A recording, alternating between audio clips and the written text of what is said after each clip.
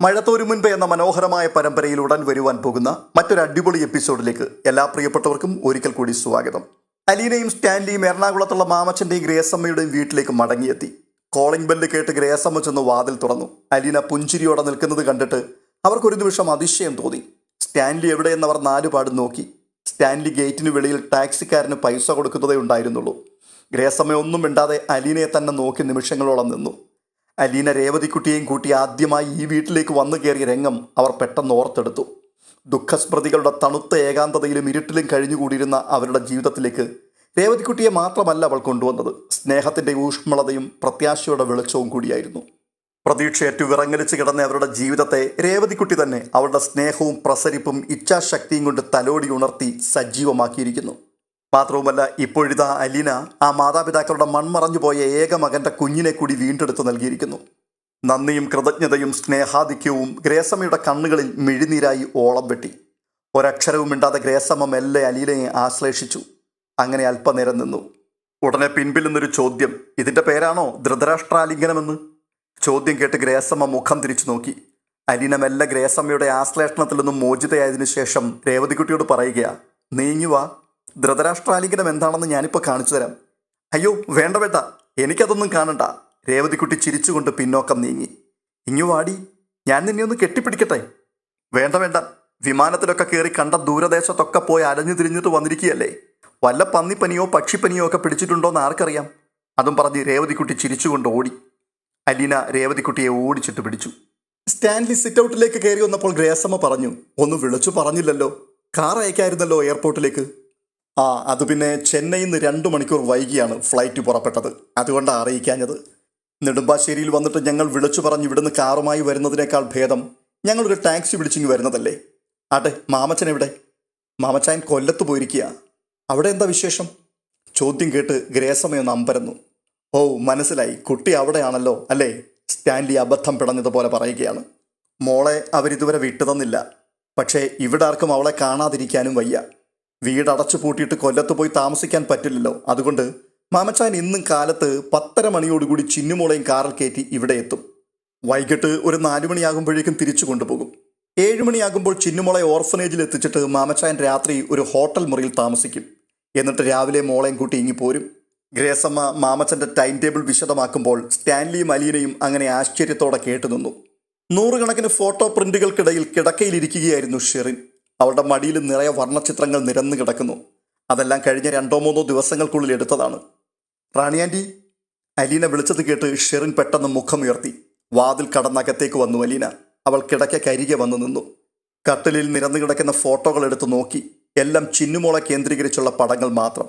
ചിന്നുമോൾ തനിയെ നിൽക്കുന്നത്, രേവതിക്കുട്ടിയോടൊപ്പം നിൽക്കുന്നത്, ഗ്രേസമ്മ ഒന്നിച്ചു നിൽക്കുന്നത്, മാമച്ചൻ ചിന്നുമോളെ എടുത്തുകൊണ്ട് നിൽക്കുന്നത്, ഷെറിനും ചിന്നുമോളും മാത്രമായിട്ടുള്ള ഫോട്ടോകൾ, എല്ലാവരും ഒന്നിച്ചുള്ള പടങ്ങൾ.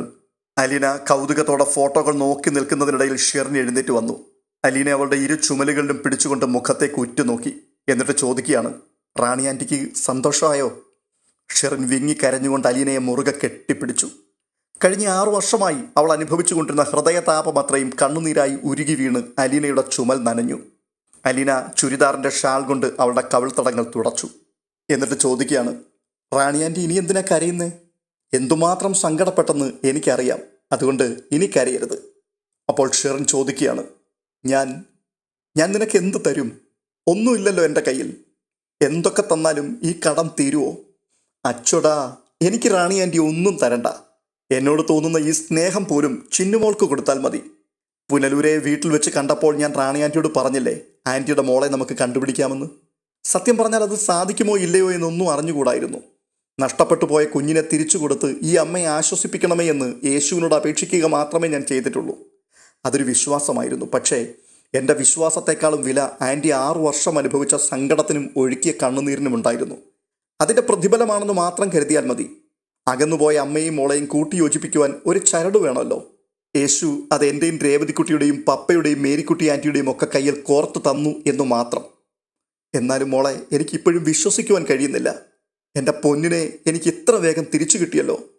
ചിന്നുമോളുടെ ഭാഗ്യം, അല്ലെങ്കിൽ എത്ര വലിയ അത്ഭുതമാണ് അവളുടെ ജീവിതത്തിൽ സംഭവിച്ചിട്ടുള്ളതെന്ന് ആലോചിച്ച് നോക്കിക്കൂ. അനാഥയായിരുന്നിട്ടും അവളെ ഞങ്ങളുടെ കയ്യിലല്ലേ കിട്ടിയത്. ബ്രിജിത്ത മമ്മിയുടെയും എൻ്റെയും രേവതിക്കുട്ടിയുടെയും ഒക്കെ ഓമനയായിട്ടല്ലേ അവൾ വളർന്നത്. ഞങ്ങളെ പിരിഞ്ഞ സങ്കടമേ അവൾ അനുഭവിച്ചിട്ടുള്ളൂ. പക്ഷേ അതുകൊണ്ടല്ലേ അവൾക്ക് സ്വന്തം അമ്മയെ കിട്ടിയത് തന്നെ. അലീന ഇത് പറയുമ്പോൾ അവളുടെ മുഖത്ത് അതിയായ സന്തോഷം വെട്ടിത്തിളങ്ങുന്നുണ്ടായിരുന്നു. ഇവരുടെ ഈ സംഭാഷണം കേട്ടുകൊണ്ട് രേവതിക്കുട്ടി ആ മുറിക്കുള്ളിലേക്ക് കയറി വരികയായിരുന്നു. അവൾ പറയുകയാ, ദേ മുഴുവൻ ക്രെഡിറ്റും അലീന ചേച്ചിക്ക് കൊടുത്തുകളയല്ലേ. എനിക്ക് അസൂയ വരും, പറഞ്ഞേക്കാം. ഞാൻ ജോമോൻ ചേട്ടൻ്റെ മുറിയിൽ നുഴഞ്ഞു കയറി ചേച്ചി എഴുതിയ കത്തുകളൊക്കെ പരിശോധിച്ച് നോക്കിയത് കൊണ്ടാ ഈ രഹസ്യങ്ങളൊക്കെ ചികഞ്ഞെടുക്കാൻ പറ്റിയതെന്നുള്ള ഓർമ്മ വേണം. അപ്പോൾ അലീന ചെറിയ പുഞ്ചിരിയോടുകൂടി പറയുകയാണ്, ശരി ശരി, നിന്റെ പ്രാധാന്യം ഒട്ടും കുറച്ചിട്ടില്ല, ഒരിടത്തും ഇനി കുറയ്ക്കുകയുമില്ല. ആ സന്തോഷം. എല്ലാവർക്കും എന്തെങ്കിലുമൊക്കെ കിട്ടുമ്പോൾ എനിക്കും വേണ്ടേ ചെറിയൊരു ബോണസ്. എൻ്റെ കാര്യത്തിൽ ഇനി അത്ഭുതങ്ങളൊന്നും സംഭവിക്കാനില്ലല്ലോ. ഹാ, അതെന്താ മോളെ നീ അങ്ങനെ പറഞ്ഞത്? നിന്റെ ജീവിതത്തിലെ അത്ഭുതങ്ങളല്ലേ ഇതൊക്കെ? അല്ലെങ്കിൽ തന്നെ ആർക്കാ മോളെ എല്ലാം തികഞ്ഞു കിട്ടിയിട്ടുള്ളത്? എൻ്റെ കാര്യം നോക്ക്, അമ്മ ആരെന്നറിയാം, പക്ഷെ അമ്മയ്ക്ക് എന്നെ അറിയില്ല, പറയാൻ എനിക്ക് നിവൃത്തിയുമില്ല. ചിന്നുമോളുടെ കാര്യമോ, അവൾക്ക് സ്വന്തം അച്ഛനെ കാണാനുള്ള ഭാഗ്യമുണ്ടായില്ല, ഇനി ഒരിക്കലും അതൊട്ടുണ്ടാവുകയുമില്ല. അങ്ങനെയുള്ളപ്പോൾ കൂട്ടത്തിൽ നീ തന്നെയാണ് ഭാഗ്യവതി. അച്ഛനും അമ്മയും അല്ലാതിരുന്നിട്ടും അതിനേക്കാൾ നിന്നെ സ്നേഹിക്കുന്ന ഒരച്ഛനെയും അമ്മയെയും നിനക്ക് കിട്ടിയില്ലേ? ഒന്ന് നിർത്തിയിട്ട് അലീന പറയുകയാണ്, ഒരു ചായ തന്നിട്ട് മതി ഇനിയുള്ള പ്രസംഗം. പപ്പയ്ക്ക് കോഫിയാണ് കേട്ടോ. ഷോ, ഞാനതങ്ങ് മറന്നു. രേവതിക്കുട്ടി പെട്ടെന്ന് മുറിയിൽ നിന്നും തിരിഞ്ഞോടി. മാമച്ചൻ്റെ കാർ പതിവിലും വൈകിയാണ് ഇന്നെത്തിയത്. അയാൾ വരുന്നതും കാത്ത് അലീനയും രേവതിക്കുട്ടിയും ഷെറിനും പൂമുഖത്ത് തന്നെ ഉണ്ടായിരുന്നു. സിറ്റൗട്ടിൽ വന്ന് നിൽക്കുന്നവരെ അവളൊന്ന് നോക്കി. എല്ലാവരും അപ്പോൾ അവളെ തന്നെ നോക്കി നിൽക്കുന്നത് കണ്ടിട്ട് അവൾക്ക് നാണം വന്നു. അലീന സിറ്റൗട്ടിൽ നിന്നും തിടുക്കത്തിൽ ഇറങ്ങിച്ചെന്നു. ചിന്നുമോളുടെ നേരെ കൈ നീട്ടിക്കൊണ്ട് മോളു എന്ന് വിളിക്കുകയും ഒട്ടും നനയ്ക്കാതെ അലീനയുടെ കണ്ണ് നിറയുകയും കണ്ഠമിടറുകയും ചെയ്തു.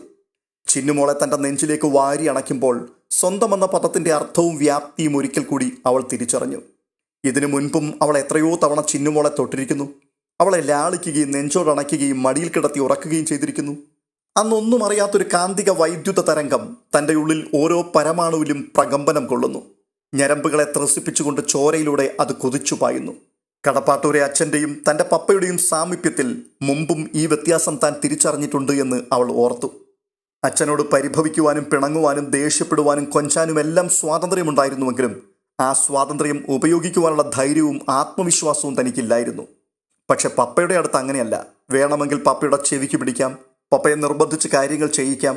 ഇനിയിപ്പോൾ കൈവീശി പപ്പ ചെകിട്ടത്ത് 2 അടി തന്നാലും ഒരു മടിയും കൂടാതെ അത് സ്വീകരിക്കുകയും ചെയ്യാം. രേവതിക്കുട്ടി കളിയായിട്ടാണെങ്കിലും അല്പം മുമ്പ് പ്രകടിപ്പിച്ച നൊമ്പരം അത് എവിടെയാണ് വിങ്ങിപ്പൊട്ടുന്നതെന്ന് അലീനയ്ക്ക് മനസ്സിലായി. അസൂയെന്നും മാമച്ചനങ്ങളും താനുമൊക്കെ കളിയാക്കാറുള്ള ആ നൊമ്പരം ആത്മാവിൽ നിന്ന് വരുന്നതാണ് എന്നവൾ തിരിച്ചറിഞ്ഞു. രേവതിക്കുട്ടിക്ക് എല്ലാവരുമുണ്ട്. പക്ഷേ ഇതുപോലെ ഒന്ന് അണച്ചു പിടിക്കുമ്പോൾ സ്വന്തമെന്ന സ്നേഹപാരവശ്യത്തിൻ്റെ വിദ്യുത് പ്രവാഹം അവൾക്ക് ലഭിക്കുന്നില്ല. അലീന ചിന്നുമോളെ തല്ലടർത്തി അവളുടെ മുഖം കൈക്കുമ്പിളിലെടുത്ത് സൂക്ഷിച്ചു നോക്കി. ചിന്നുമോൾ നാണിച്ച പുഞ്ചിരിയോടെ നിൽക്കുകയാണ്. അലീന അവളുടെ മുഖത്തേക്ക് വാത്സല്യത്തോടെ നോക്കിക്കൊണ്ട് കള്ളി എന്ന് വിളിച്ചപ്പോൾ അവൾക്ക് ചിരി വന്നു. ഉമ്മതാടി. അവൾ മടിയോടെ സിറ്റൗട്ടിൽ നിൽക്കുന്നവരെ നോക്കി. നിനക്ക് നാണമാണോടി? അലീന അവളുടെ മൂക്കിൻ്റെ തുമ്പത്ത് മൂക്കുരസി. ചിന്നുമോൾ ചിരിച്ചു. എന്നിട്ട് അലീനയുടെ കഴുത്തിലൂടെ കൈ ചുറ്റി കെട്ടിപ്പിടിച്ച് കണ്ണിൽ മുത്തപ്പെട്ടു.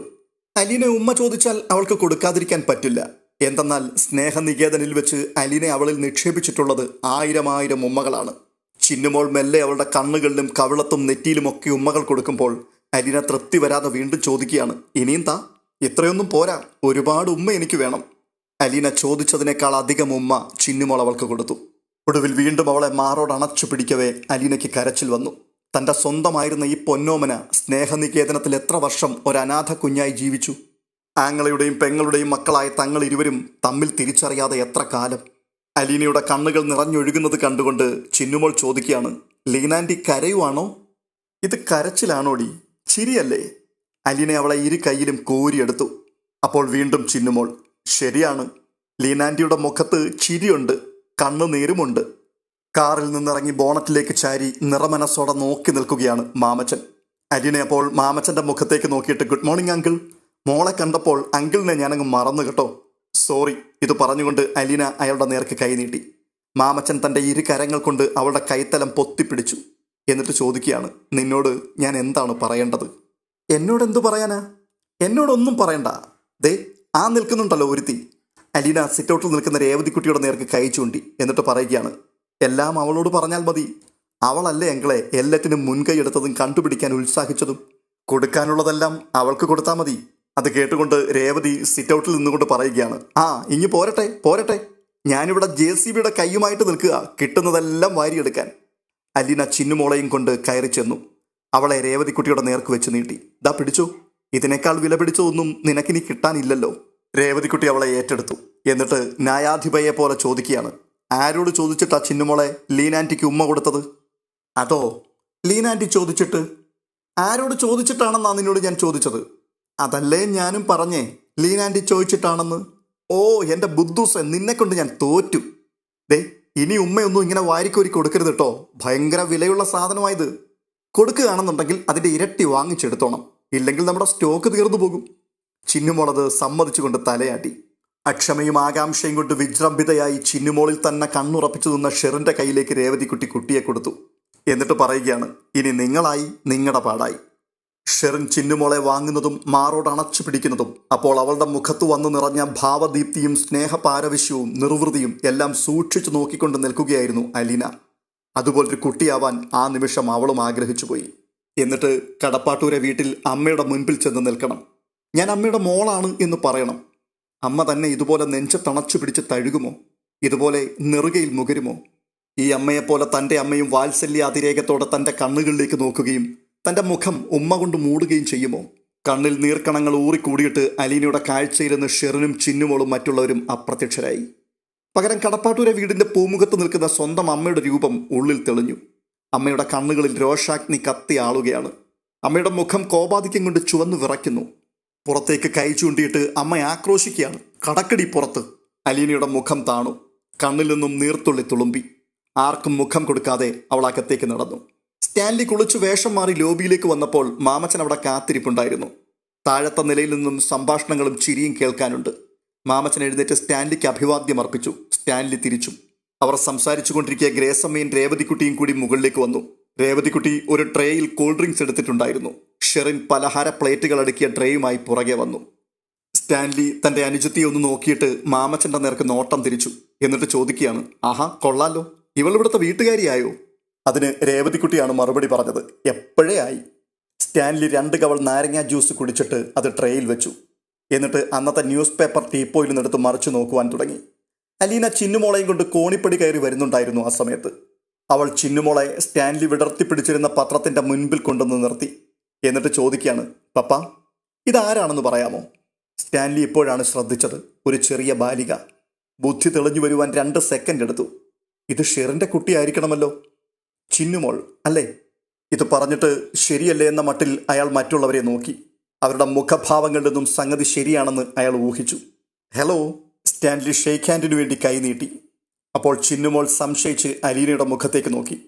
ഉടനെ അലീന പറയുകയാണ്, ലീനാൻറ്റിയുടെ പപ്പയാ, ഷെയ്ക്ക് ഹാൻഡ് കൊടുത്തേക്കുമോളൂ. ചിന്നുമോളും കൈ നീട്ടി. സ്റ്റാൻലി ആ കൈ പിടിച്ച് ചെറുതായി ഒന്ന് ഉലച്ചു. Nice to meet you. അനന്തരം ചിന്നുമോളുടെ കൈവിട്ട് അയാൾ വീണ്ടും പത്രവായനയിൽ മുഴുകി. അലീന പെട്ടെന്ന് ചിന്നുമോളെ എടുത്ത് സ്റ്റാൻലിയുടെ മടിയിലേക്ക് വെച്ചു കൊടുത്തു. സ്റ്റാൻലിയുടെ മുഖം വിവർണമായി. അലീന അപ്പോൾ ചിന്നുമോളോട് പറയുകയാണ്, മോളിവിടെ ഇരുന്നോട്ടോ, എൻ്റെ പൊന്നുമോളുടെ സ്വന്തം അങ്കിളായത്. ആ മീശയും താടിയും ഒന്നും കണ്ടിട്ട് പേടിക്കണ്ട. മോൾക്ക് അങ്കിളുടെ തോളിൽ കയറിയിരിക്കാം, മീശയിൽ പിടിച്ചു വലിക്കാം, മൂക്ക് പിടിച്ച് കശക്കാം, തലമുടി ചികയാം, എന്തും ചെയ്യാം. ഈ അങ്കിളുടെ ഒരേ ഒരു മരുമകളല്ലേ ഈ ചിന്നുമോൾ. ദേഷ്യം കൊണ്ട് അപ്പോഴേക്കും സ്റ്റാൻലിയുടെ മൂക്കങ്ങ് ചുവന്നു. അലീന സോഫയിൽ അയാളോട് ചേർന്നിരുന്നു. എന്നിട്ട് പതുക്കെ പറയുകയാണ്, പപ്പയ്ക്ക് അരിശം വരുന്നുണ്ടെന്നൊക്കെ എനിക്ക് നന്നായിട്ടറിയാം. ഇത്തിരി വന്നോട്ടെ. സ്വന്തം അനുജത്തിയുടെ മോളാ.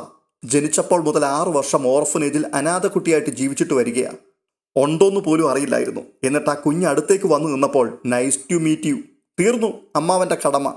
സ്റ്റാൻലി അവളുടെ മുഖത്തേക്ക് രൂക്ഷമായി നോക്കി.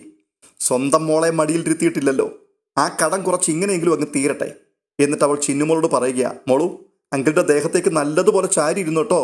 അങ്കിളിന് ഏറ്റവും ഇഷ്ടമുണ്ടായിരുന്ന അമ്മയുടെ പേരാ മോൾക്ക് തന്നിരിക്കുന്നത്. അതോർക്കുമ്പോൾ അങ്കിളിന് മോളോടുള്ള ഇഷ്ടം കൂടും. എന്നിട്ട് അലീന തന്നെ അവളെ പിടിച്ച് സ്റ്റാൻലിയുടെ നെഞ്ചിലേക്ക് ചാരിയിരുത്തി. അലീന തൊട്ടടുത്തിരുന്നതിനാൽ ചിന്നുമോൾ ശങ്കയൊന്നും പുറമെ കാണിച്ചുമില്ല. എല്ലാവരും തന്നെ ശ്രദ്ധിക്കുന്നുണ്ട് എന്ന് കണ്ട് സ്റ്റാൻലിക്ക് അല്പം കുറച്ചിൽ തോന്നി. അയാൾ പത്രമെടുത്ത് വായിക്കുവാൻ ശ്രമിച്ചപ്പോൾ ചിന്നുമോൾ ഒന്നുകൂടി ഒതുങ്ങിയിരുന്നു.